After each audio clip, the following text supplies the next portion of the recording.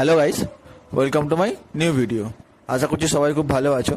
আজকে আমরা ডিসকাস করব what is muscle mind connection, কিভাবে আমরা ডাম্বেল তুললে সেটাকে পার্টিকুলার মাসেলের উপর এফেক্ট দেওয়া যায়, সেটাই আমাদের আজকে আলোচনার বিষয়।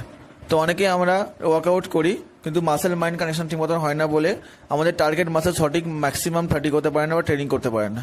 তাহলে শোল্ডার ডাম্বেল প্রেস করার সময় আমরা যখন ডাম্বেলটা তুলবো আমাদের কমপ্লিটলি শোল্ডারের সঙ্গে মাইন্ডের যে কানেকশন, অর্থাৎ শোল্ডার মাসেলের কমপ্লিটলি এফেক্ট দিয়ে আমাদের ডাম্বেলটাকে লিফট করতে হবে, যাতে কমপ্লিট ওয়ার্কিংটা আমাদের লোডার আমাদের শোল্ডার মাসেলের উপরে পড়ে এবং 1 সেকেন্ড হোল্ড করে ধীরে ধীরে সেটাকে কন্ট্রোলের সাথে নিচে নামাতে হবে।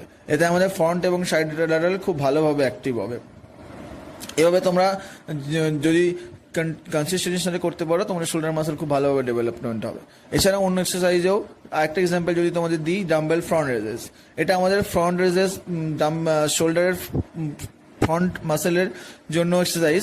তো এটা যেহেতু খুব ছোটো মাসেল, এরকম শরীরের ছোটো ছোটো মাসেলগুলোকে ট্রেন করার জন্য আমাদের কন্ট্রোলের সাথে মুভমেন্ট করতে হয় এবং মাসেল মাইন্ড কানেকশনে খুব স্ট্রং করতে হয়, না হলে ছোটো মাসেলগুলো সঠিকভাবে ডেভেলপ করতে পারে না।